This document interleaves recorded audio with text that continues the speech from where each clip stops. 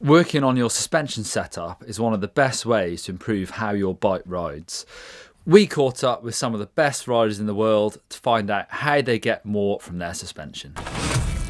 Okay, so here we are with Matt Simmonds of the MADISON SARACEN team, and he's going to give us a pro tip on how to set up suspension. Yeah, so my pro tip is on the rebound setup, really. A hotter climate like we are this week, you might dial a few more clicks in, especially at the top of a course. It's okay there, but on the way down, and it's rough, long course like here, and the heat as well, it will affect it. So maybe make it a bit slower than what you really wanted, because it's going to heat up on the longer course. Set a base. That will be the beginning of it. So find some point that you feel comfy riding, and then from that, write it down. So every time you go somewhere, if someone mess up with your setting, at least if you feel it wrong, then you can go and check how many clicks are there and like make sure it's all good. And then from that setup, then you start playing after you feel comfy in the track, and you start playing firmer or softer based on what you feel on the track. If you're losing grip, or in the front end and the rear end, or you play with the bike after you have a base. How's it going, guys? Firstly, I reckon most people have too much preload on their spring, so wind it right back and then just have it a couple of turns on, because otherwise the start of your stroke's going to be way too hard. Yeah, and your bike won't track the ground correctly. No, and then you want the start of your stroke being nice and smooth so you get grip. Right, perfect. All right, thanks very much. Thanks, Wyn. Thank you very much. I think for me, balance is probably the most important thing between the front and the rear, and that just starts with air pressure. If you kind of have the right air pressure front and rear, and you kind of have the balance right, then the rest of the clickers are just small adjustments from there. But for me, it's definitely the base setting of just kind of air pressure. What you got, Mick?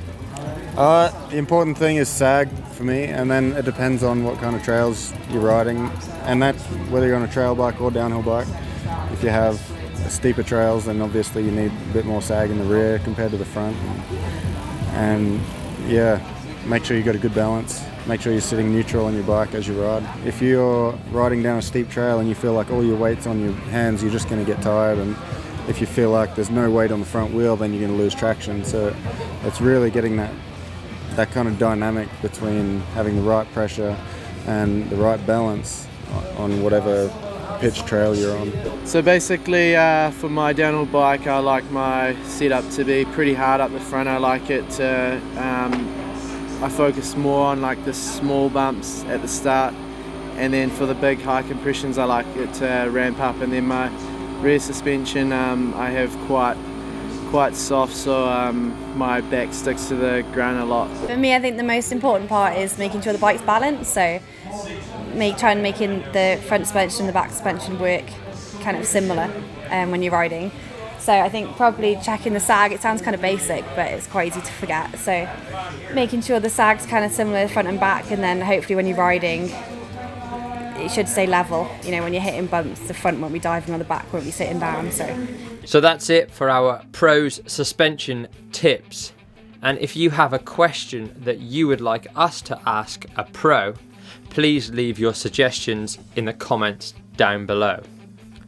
For more videos here on GMBN, you should click down here for our suspension setup explained.